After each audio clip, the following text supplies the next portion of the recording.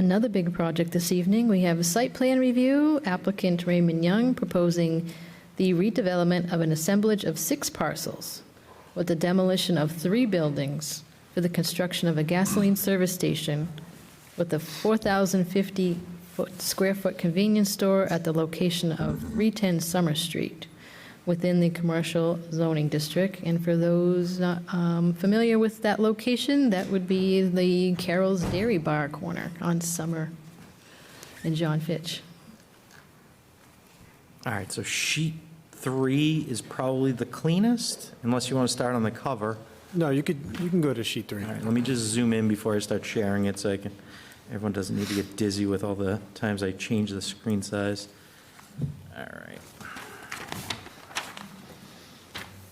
Oh, my hand's warming up. I'm not now. I'm just I'm going like it's a little The mayor smoother. did text me and said that she was aware that I'm the just heat like, was down okay. and she turned it up, so thank you. Thank you. If at any point you want anything else up, anything you submitted, I can pull it up, so just let me know. Okay. Good to let them go? Yep, go right ahead. You would like to begin and introduce yourselves? Sure. Good evening.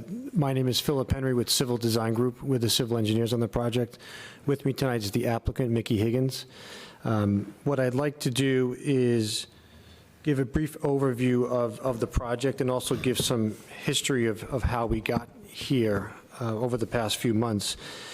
So late last year, we had submitted a form of intent, an FOI, with the town, and that triggered an EDTF, an informal staff meeting. Economic Development Task Force. That's right. Yep, Chantel reminded me of that tonight. And at that meeting, we were proposing a convenience store with gas station with a self-storage facility, if you recall, Paul, on the right side of the project.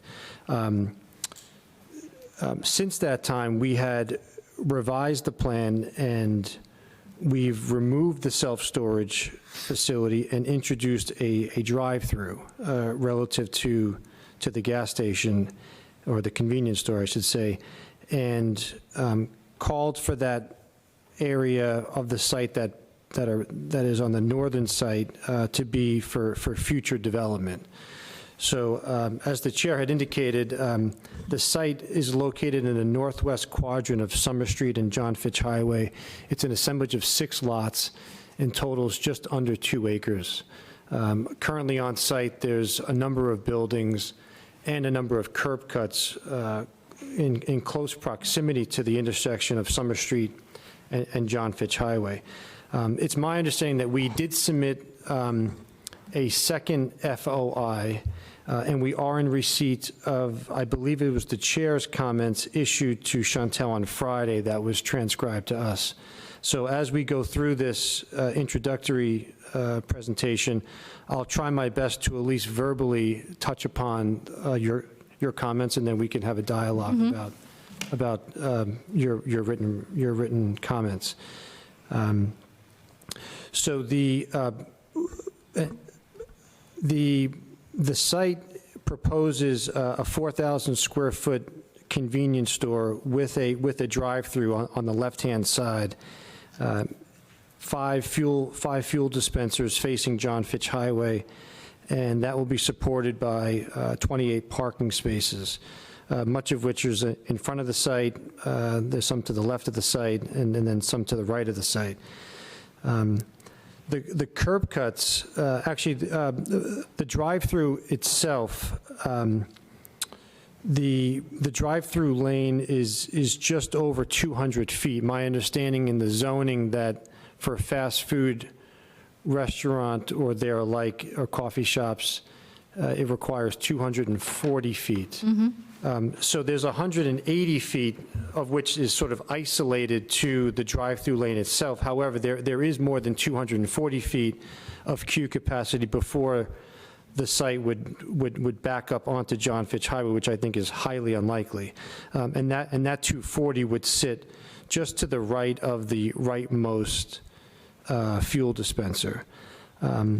There was a comment about a bypass lane. As you see on the plan, we do not have a full bypass lane. We have a partial bypass lane, which is obviously interrupted in the middle of the, or I guess the northeast quadrant as you're looking at the building.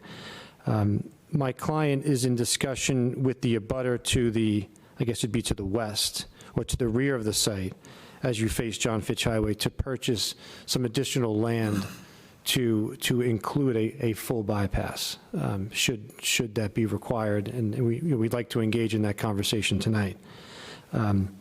As it relates to access at that original EDTF, we had discussions with the police chief and the fire chief as it relates to restrictions, and ultimately, we agreed to restrict left turns out onto Summer Street, and that's evidenced by the site plan that was ultimately submitted. As you can see here, there's a right turn only out onto Summer Street.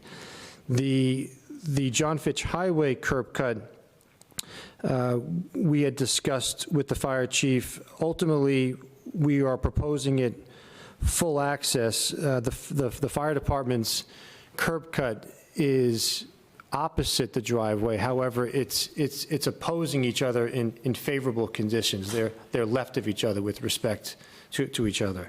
So the left-hand turns would not interfere. However, with that being said, we committed to working with the fire department as this project evolves to discuss any signage or like at that curb cut. When did you have that conversation with the chief or with fire? Well, at the... Oh, at EDTF, not since then. But then subsequent to that, we had a discussion after after everybody sort of dissolved. Okay. I'll get there, but I had comments from him today that Oh, okay, he still has concerns with that exit. Okay. So we'll get there. okay. So, and then in terms of the curb cuts location, obviously with the convenience store, you want the curb cuts to line up with the internal access drives associated with them serving. On John Fitch Highway, the curb cut is far, I guess I'll call it north as possible. That the triangular piece that continues on John Fitch Highway is not part of the locus, so our driveway is farthest from the intersection as possible.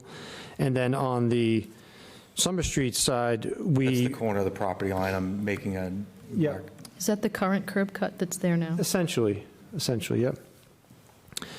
The curb cut on Summer Street is past that, certainly the island at the Summer Street intersection, but it's also past the sort of the striped island as that center line meanders to the west on Summer Street. So, I guess in summary, we wanted to, have a conversation about the curb cuts. It looks like there are some additional fire department comments, but we at least wanted to come here, open up the meeting, and have a discussion about the site as a whole. So that's the general overview, and we're happy to answer any questions. Thank you. I did have a number of questions regarding that. Sure. So I wasn't sure that you were aware that we had drive-through criteria, because it didn't seem to meet the drive-through criteria. And I'll have to say, it was recently approved just right down the road, there's Dunkin' Donuts, that met the drive-through criteria. So if you're looking at a drive-through, it needs to meet the criteria. So demonstrate that you're meeting the criteria in order to have that feature.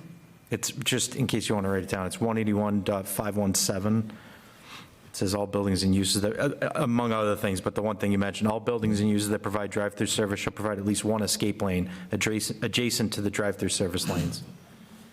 I don't know. And we're looking at the length of queuing as well. So if you're seeking even a reduction from that, you're going to have to demonstrate why you need a reduction from that. Do you have, what type of drive-through is it? What type, queuing? We understand what happens with a Starbucks and a Dunkin' Donuts, but what type of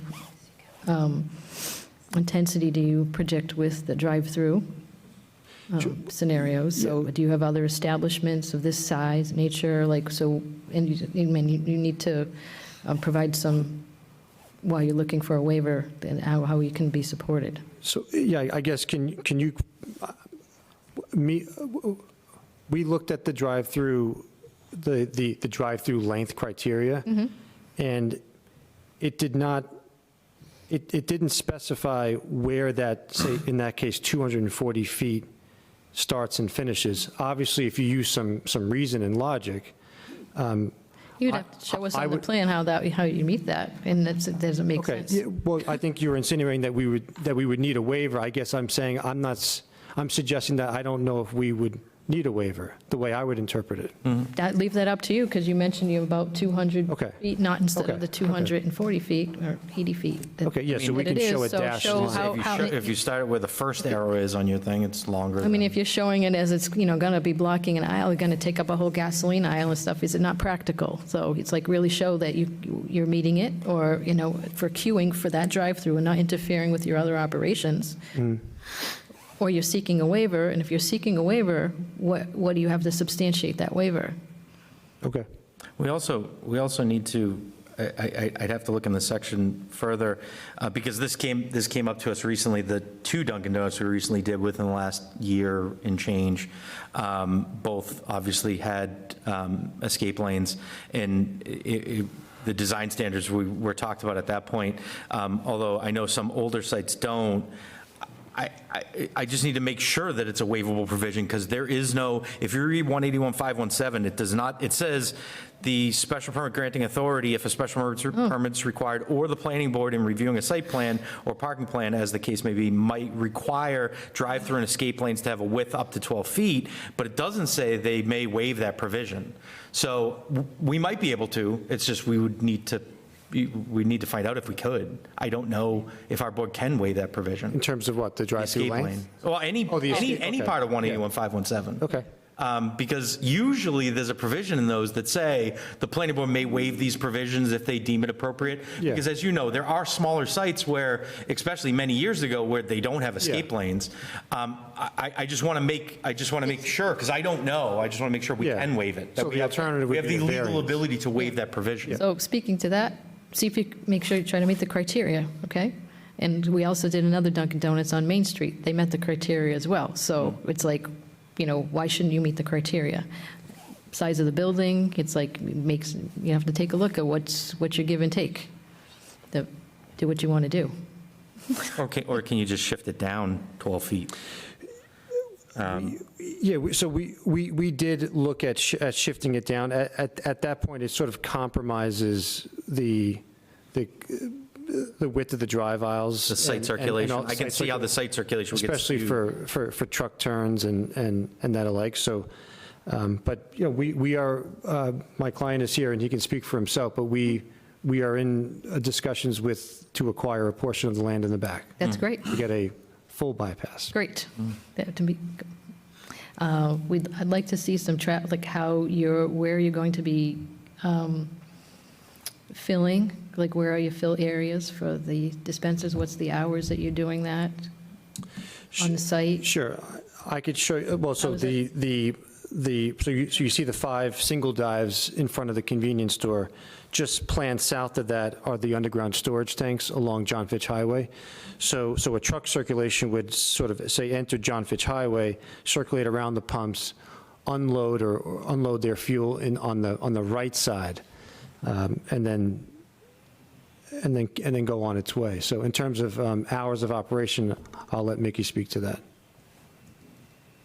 Madam Chair, were you asking where the customer would fuel No, your actual fuel deliveries. delivery? Okay. Yeah, because that impacts the site in a lot. Sure. We've got some other smaller sites where it pretty much takes up half the site. As far as hours of operation, I don't think we've even gotten that far yet. And then where are you, like with the convenience store, where will those deliveries take place? There is a portion right in front of the dumpster. There's a sort of an alcove area of asphalt that would not block the bypass lane that we can unload in a box truck fashion. Yeah, so consider that when you're looking at your bypass lane. And you might want to just even try to designate some type of either a loading area or Yeah, we can do that. So I'm not sure again what the times are, so if they're off-peak times, it might be fine, but, Sure. I mean, there's like a practical loading sense, and then, I'm sure you'll correct me if I'm wrong, but I think the zoning says for stores less than 5,000 square feet, there's no loading required. However, we're going to want an area where a truck safely can load and operate. yeah, and when we're talking like a designated loading area or a loading dock, just like. No, not a loading dock. Correct, Yeah, that's like a when loading looking at it, area when the to criteria. park out of the way. Right. Yes. Oh, but the entire part, looking at site plan is also, it's traffic, it's the circulation of the site. We want to make sure how that functions. Understood. So you're going to make provisions for those things, and we want to make sure they're accounted for. So then they're thought of ahead of time, and it's like planned, that's planning. Yep, fair enough. And I will say, because the chair mentioned it to me, as a comparison of size, this building is actually smaller than the 3 sites that came to my mind, which are the 2 Cumberlands in Claiborne and Lower Claiborne and Upper Claiborne. Lower Claiborne's 4,700 square feet, and Upper Claiborne, which I'm trying to pull up as I'm talking, is right here is 4,956, and Honeyland Farms on 31 is, I just had that one up earlier, too. I'm just trying to get a basis of comparison for the size of the building. Is about this 4,300 square feet, 4,286 according to the assessor. So this one's about 4,000 and change. Yep. So I'm just trying to, the point is, it's a little bit smaller, very much in the size of the other facilities. You don't have to answer this question, just out of curiosity, if it's public, who is the operator? So, Paul, through the chair, I own a construction company, South Coast Development, which is the name on the plans. We own, permitted, built, and leased the location to Honey Farms on Route 31. We own that location in Fitchburg. But Honey Farms was actually sold to Global Alliance, so that the tenant, the name over the door says Honey Farms, but our tenant is Global Alliance. Okay. It's very difficult for us as a property owner to finalize a lease until we're further along in the permitting process. Right, they want certainty. We as South Coast Development, if you went on our website, 9 out of 10 projects that we build are gasoline service stations and Dunkin' Donuts. So this won't be a Dunkin' Donuts because we built the location just down the road on John Fitch. We also built the location on Main Street. We're the general contractor for both of those. This will not be a Dunkin' Donuts, but we do have a handful of tenants that we build for, convenience store tenants, and you'll be very happy with the tenant that goes there. I mean, 31's well-run. It's, the permitting went well there, and they do have a good exit lane, because I've been stuck behind there before, when it takes 20 minutes for that Dunkin' Donuts to get, something going, but. But if you took this plan and you went and sat at our Route 31 location, you would see these 2 sites are laid out almost identically. It's just the parking has shifted around based on where property lines are here versus there. But the plans and the aisleways and the distances are very, very similar to the 2 locations. And I'll pull up, just in case anyone wants to see the elevations while we're talking about the building itself. And as you're in the business, any outside areas? Because we've seen a lot of facilities with drive-throughs now as well, having some type of either outdoor little seating area or along those. So do you plan that for this site at all? We do like outside seating areas, but based on the limitations on the size of this property, this particular layout didn't have the size on the right side of the building to put one. What's going on the right-hand side? That it's like the parking's extended past the building, but then there's like I can't see there's a rectangle. That's the order board, it says. You're talking about the white spot to the right of the sidewalk, to the right of the building, right, whoops, sorry. Right Yeah. here? Well, even the whites, like just below that, like what is that? Right here? Yeah, that whole area. Yeah, that's just going to be lawn or landscaped area. The reason why that's not hugged up against the building is because we want to make sure that the interior inside radius is sufficient for larger vehicles to make that turn. So when you have a drive aisle 5 feet off of a building, you could really effectively only have a 5-foot radius if you want to maintain sidewalk width around that corner. So, good engineering practice would tell you that you want to get that curb line away from the building on that turn. Okay. And for the record, I mean, me personally, I don't have a problem with I don't think, regardless of distance, I don't have a problem with the size of your queuing lane. I think perfectly fine. And I think that for me, that's more of a technicality. I do think the exit lane is somewhat important, and if we don't have one, two things. We need to make sure that we have the ability to waive that provision, and if we do, you need to prove to us that what happens when someone gets stuck back there, meaning, I know it doesn't happen here, but it's happened, it seems more these days. You go to a facility and, I don't know, someone just decides they're not taking an order for 15 minutes. Well, it's also it's new construction, so it's like design it to meet the criteria. It's not a hardship. It's just what Your point is well proposing to taken. put forward. Yes, your point is well taken. Thank you However, for I just that. want to add one extra little note. There is a bypass lane. It's not a continuous bypass lane. So there would be a bypass up to, like, say, 5 cars. I understand your point that anything less than a full bypass lane is probably not considered a bypass lane. But I do want to note that there is a functioning bypass lane at some point Yeah, on this site plan. Once you get to this arrow about here, you can go around. Yeah, Yeah. after you've placed your order. But I understand your point. And I will concede that it is a long queue to get to that Yeah. point. So maybe in real life, it's not a problem, but you need to prove to us, if we're going to go that route, you just need to prove to us that this is how many cars it would take before you run into a bottleneck. And then we can decide, is that many cars okay? I'm just saying, I'm not willing to move to. So- I'm only throwing out like Like, how we can get to there if we ever got there. I'm not saying that you will agree to it. I'm just saying that. It's like show the length, 200, like, show the distances.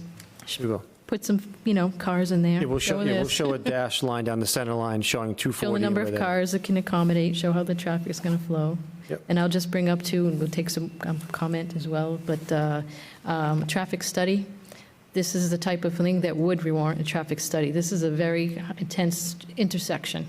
We've also got feedback from police and fire and concerns regarding that too. So we do want some of the professional look-see on it and feedback to say this is the best way to address that, as well as because of the intensity of the use. So you've got like the number of dispensers you have there. How many do you plan to have? 5 dispensers. Each dispenser can fuel two vehicles. Right, so, yep, okay. Yeah, and I think the Side. traffic study will show traffic traveling east on Summer Street shouldn't be allowed to take that left into your entrance across those 2 lanes. I would assume that's the intent, not to allow that. And if not, then maybe some traffic control device, like extending that curbed island further up to prevent that from happening. With your proximity to the intersection and the fact that it's 2 lanes that car would be traveling across, you might find that that's going to be a high-risk area. For left turns out on Summer? So if they're coming down Summer Easterly, heading towards Lunenburg, they would have to take that left, but cut across 2 lanes of traffic that are just starting to accelerate past the intersection. So if we were to prevent that, you would want to extend this island that's already formed down in the middle up further to prevent anybody from able to do that. And honestly, I'd be curious to hear what the traffic engineer has to say once they take a look at it, but in my experience, they're going to tell you that that's going to be a high incident area. Are you talking about lefts in? Yeah. So if they're coming down Summer Street, they'll take that left straight in there. Sometimes traffic's built up, waiting at that light. You got two lanes racing up the hill once the light goes green. It could cause some serious accidents there. You mean speeding? Yeah, of course. If anybody's had at Carol's Dairy Bar long enough, you'd see them speed all the time. Yep. Yes, so we actually went around the proverbial circle at the at the informal meeting, I think, Paul, you were there, and at one point, I think for about 2 seconds there, I think everybody agreed to have no access to the site, and then we said, wait a minute, we can't restrict access to the site. So I think we ultimately decided what we presented. I think anecdotally, that left turn in on Summer Street, that's going to be made from what is currently a striped left-hand turn lane. Granted, I understand it's for the signal, but it's when folks make a left-hand turn lane, you want to make sure that you're not backing up folks behind it on the ins, right? Right. So for instance, on Summer Street, that left-hand turn lane is, I'll call it, in a protected island, so to speak, from the two throughs going through the intersection. Right. And then on John Fitch Highway going, I guess it's north, right? John Fitch Highway going north, that left-hand turn occurs after the signal, Right. which is a plus. But I don't know the exact width of that northbound travel lane, but it appears to be the same width as the southbound travel lane, which has 2 lanes. So I guess what I'm trying to say is someone that wants to take a left in on the John Fitch Highway is unlikely to back up cars because they'd be able to go around. Right. It's not like it's a 10-foot travel width. It's probably closer to 20 or 22 feet there. Yep. So it is wide enough there for 2 vehicles. It is like 2 receiving lanes on the That's right. side. And Yeah. then it tapers It doesn't- down to 1 lane, about Another after like, 100 that's feet to the- entertainment, the nails Right. place. That's where it starts tapering down to 1 lane. My concern for that left turn in would be, and this is driver behavior as well, coming through heading northbound off of that Bemis Road approach. People are going to be racing to merge, to get in front of each other before the merge point. When somebody makes the left turn on John Fitch, they're going to be stopping, turning left. My concern would be people rear-ending that driver. See, mine's on the other side of it, where Yeah. coming down Summer Street, you got cars sitting, queuing up for the traffic from the intersection, and all of a sudden, somebody from behind those cars decides to take a left into the gas station, as, again, 2 lanes of traffic starting to accelerate straight up the hill. It is not, at least on John Fitch Highway, you get a little bit further down from the queue in the intersection. But then again, if you restrict left-hand turns on Summer Street, then that means now those cars have to go Have through to the go on intersection John Fitch, and then right. go to make a left on John Fitch Yeah. Highway. And it exacerbates your issue. So Yeah. that's why, That's why we're going to get a traffic study. And I think the problem is, like, like what happened at ETF, we went back and forth for an hour when we had this conversation before, and as you talked about people, it's going to go the same way. I can say that, so I talked to both Chief Giannini and Chief Suarez today.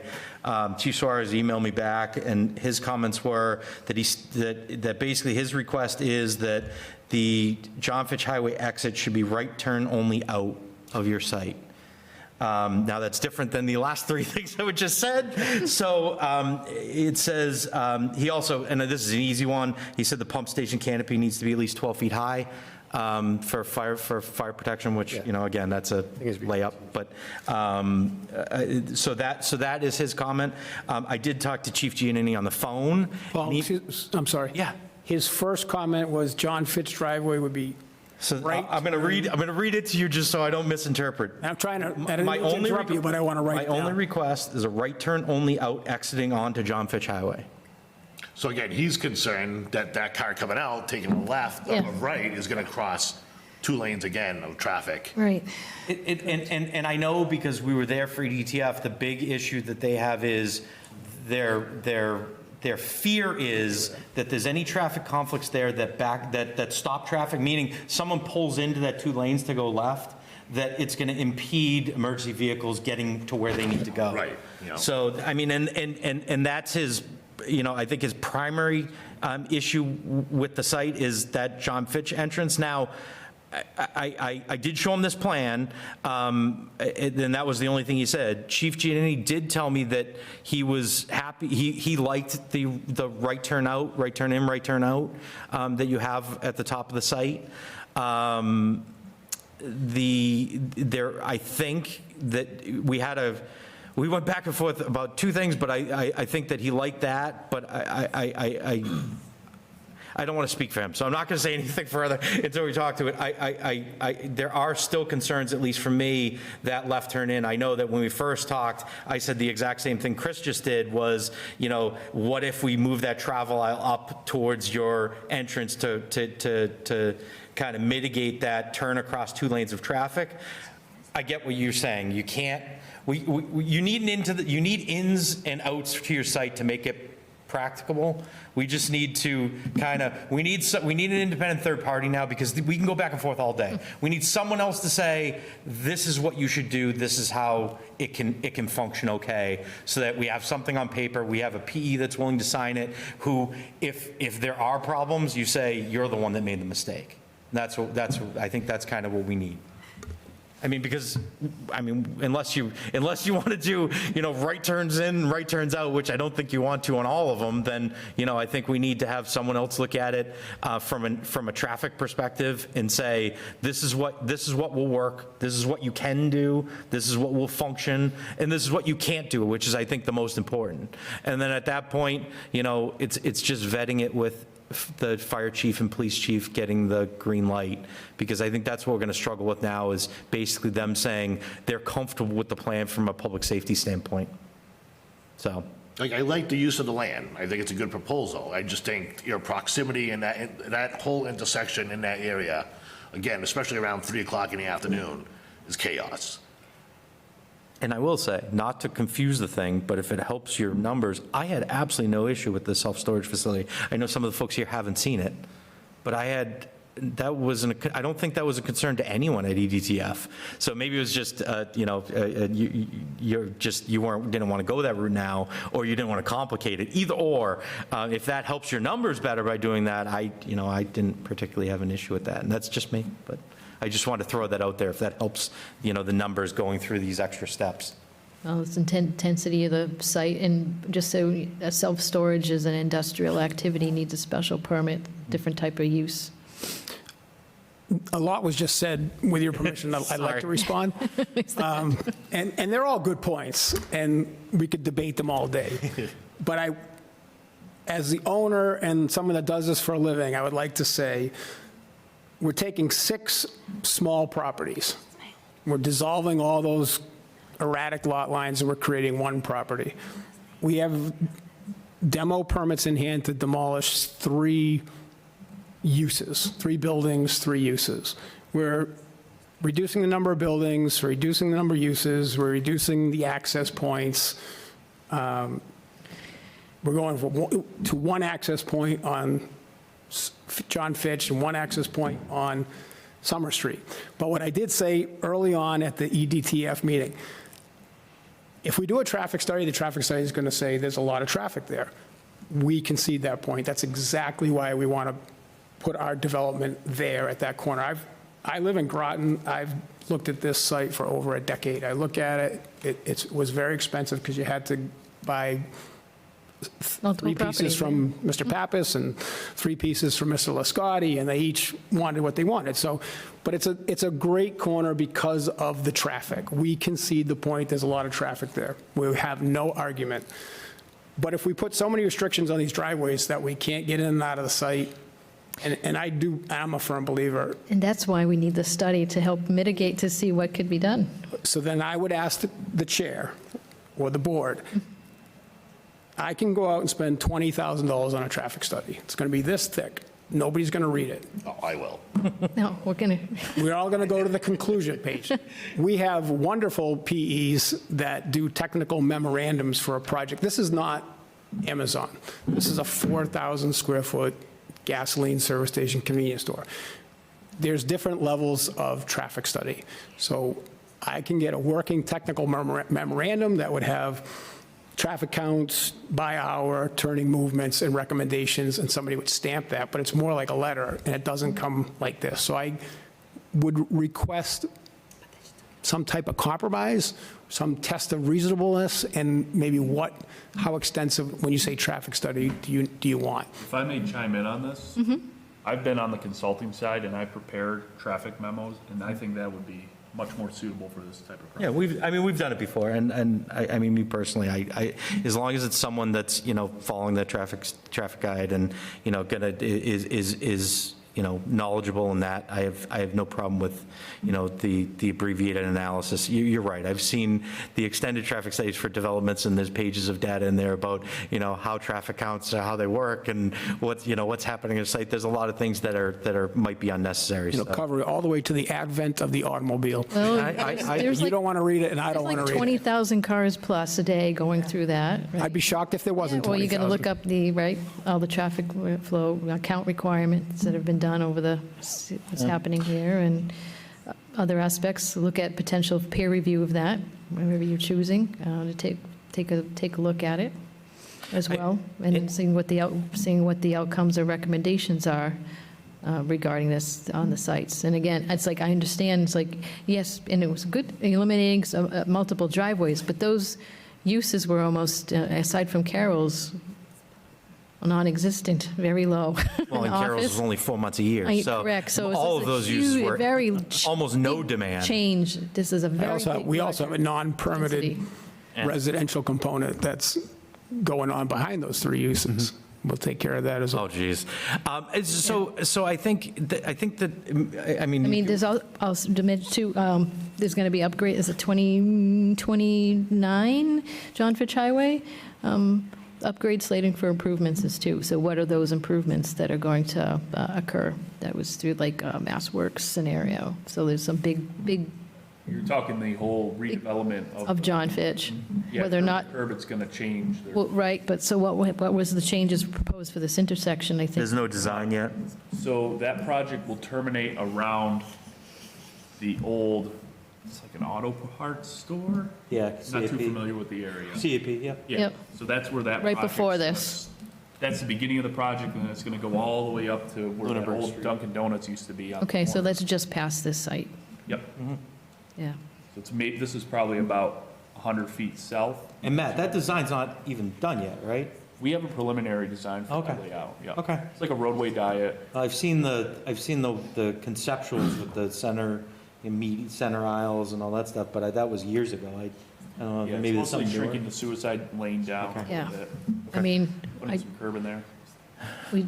people drive this and like daily, so that's, coming from Bemis across to John Fitch, that those two lanes go into one, it's a race. And now we're going to be stopping to take a left, potentially. So it's kind of like, how is that going to impede? So Need I think the important thing we need to handle here is to give the applicant, some direction. And I, again, I'm not speaking for the individual board members, I'm speaking for myself. I have absolutely no problem with, technical memorandum about, abbreviated scope of a traffic design. The important things are understanding the traffic patterns at that intersection, and what are the recommendations for ingress and egress to the site. That's the end goal that we're all looking at, making sure the site's safe. There is going to be the extra step when you get that you get a sign off, that you get it, that the fire chief and police chief are okay with it, and Commissioner Erickson, our DPW commissioner. On the scope, What's that? on the scope? Right. Well, no, I was talking about the end result. Well, that's That coming at in the the end, they. Well, that will be They a goal. still, because if it comes back and it says this design is okay, or something similar to Yeah. that, and the fire chief still has a problem with that, we can't be okay with it. Because we can't override public safety. We can't say, if our public safety chief says there's a problem with this site, we're okay with it. Because then we're disagreeing with someone whose professional opinion that we are paying to have on this. So you need, they're okay no matter Well, what. that's where the third-party review comes in, too. Like, if there's something coming up, it's like, what is it or isn't it? Have these concerns been addressed? There's perception, and then there's the actual. So you just want to make sure Yeah, there's okay. mitigated. Sure. So a few things in response, Mr. Vice Chair. So we took a proactive step, and we relied on the EDTF and the conversations thereafter to propose curb cut restrictions as you see them today in a hopes to not go through the peer review, not the peer review, the traffic study process. So a few things, and you bring up some good points. So we're currently proposing no left turns out onto Summer Street.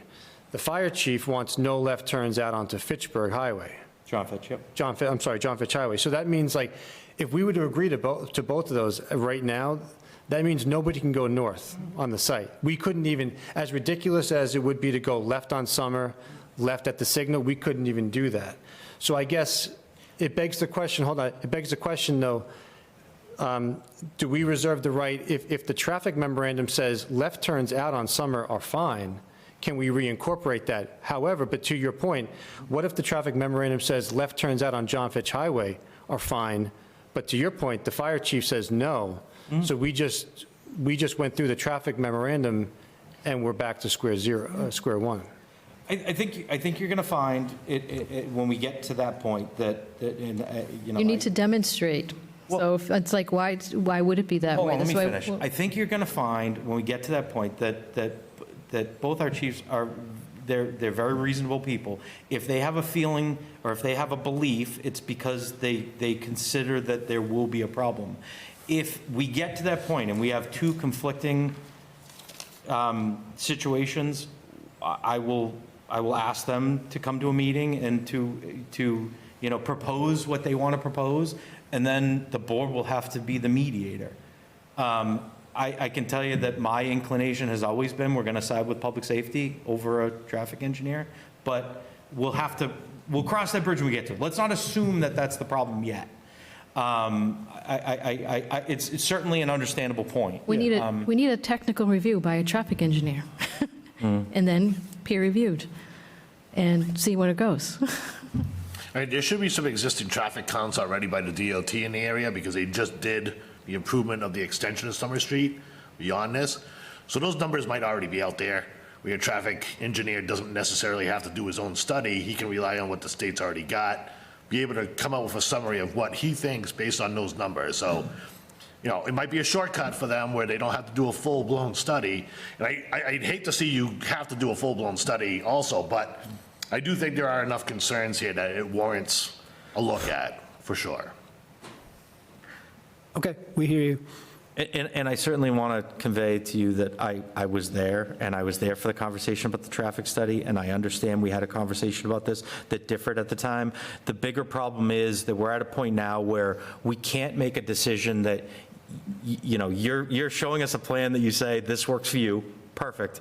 We have other people in the city that are saying there are things that don't work for them. So now we need someone else to you know, solve that, you know, kind of make that bridge to figure out how we get there. So that's why there's a little different conversation here than there was a month and a half ago when we met. So I just want to say that, because I know there were only 3 or 4 of us, 5 of us in the room at that, Yeah. other than the rest of the city staff that weren't party to this. No, I was talking, we had a departmental review. It was department staff. So I just wanted to be clear to you, like, I wasn't trying to mislead you then. That was just a comment. I think you gave us the fire chief's comment about the no right turnout. Did you tell, did I miss what was the police chief's comment? So Chief Giannini, I think the best way to do this is to have him put something on paper before our next meeting. We have a month.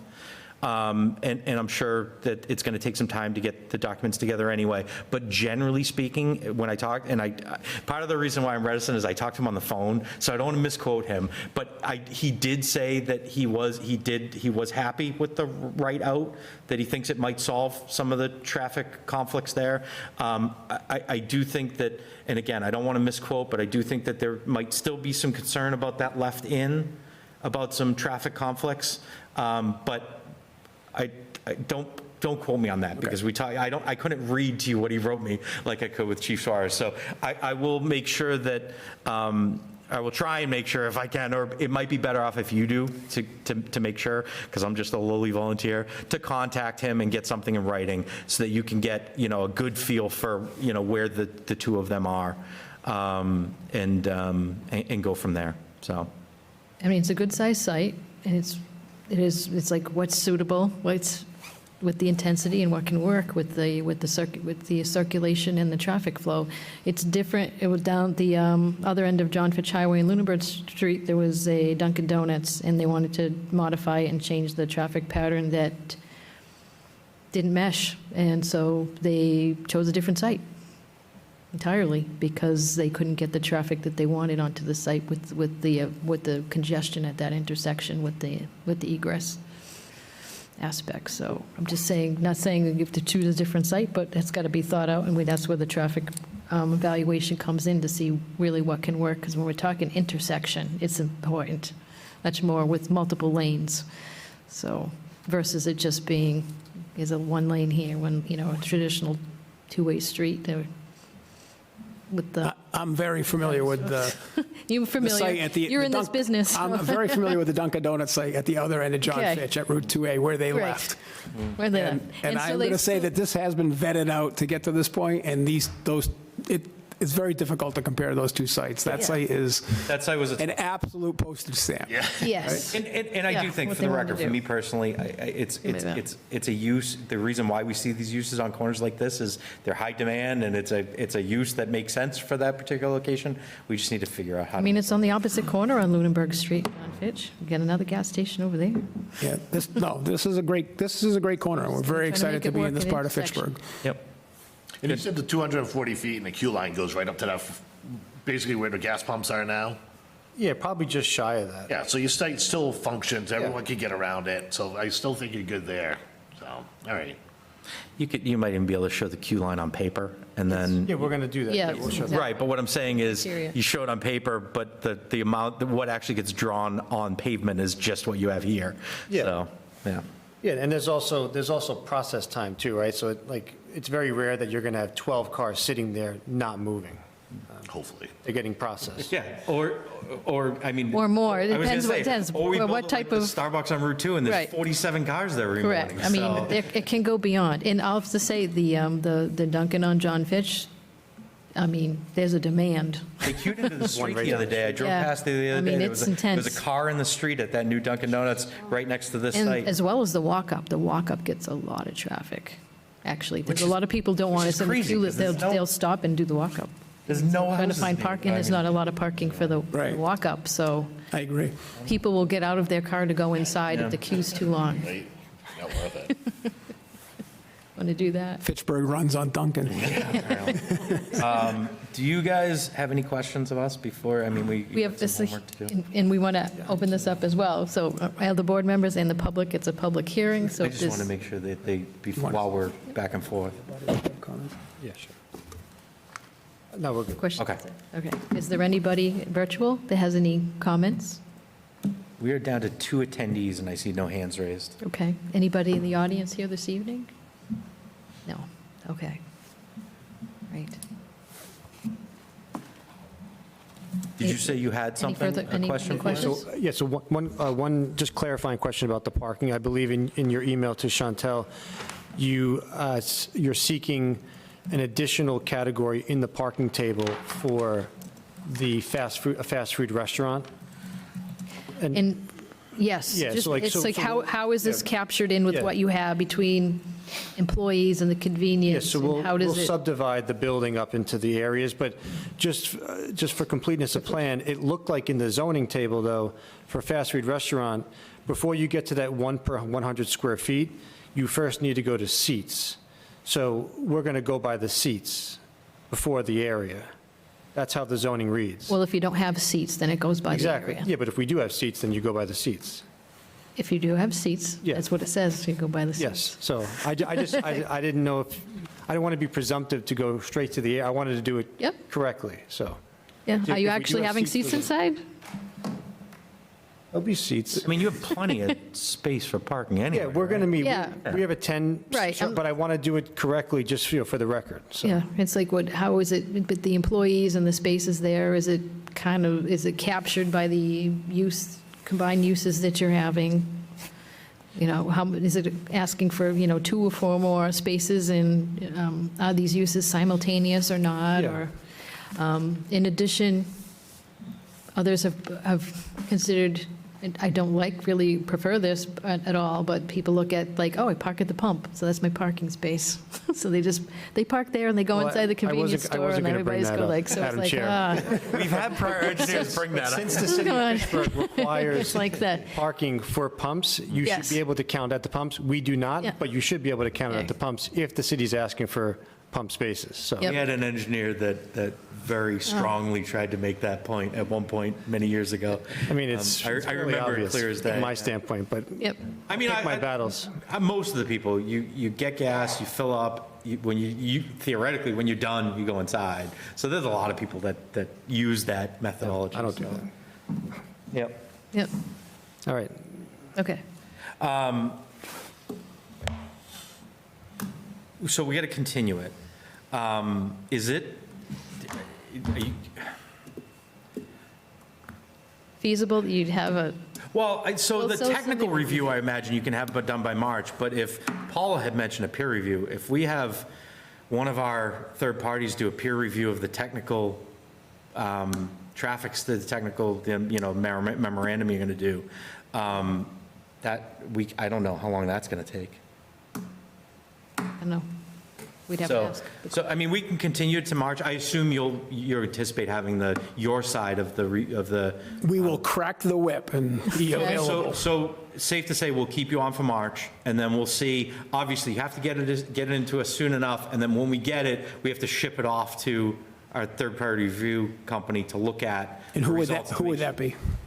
We have 3 on it. Was it Weston Sampson, Ty and Bond, and there's a Fuss and O'Neill. Fuss and O'Neill, and there was like a random other one I too think that we had. Liz has a list. of Green those Point or first. something? Yeah, something like that. Yeah, so we have a list of people that basically we shop it out to. Probably be either Ty and Bond or Fuss and O'Neill.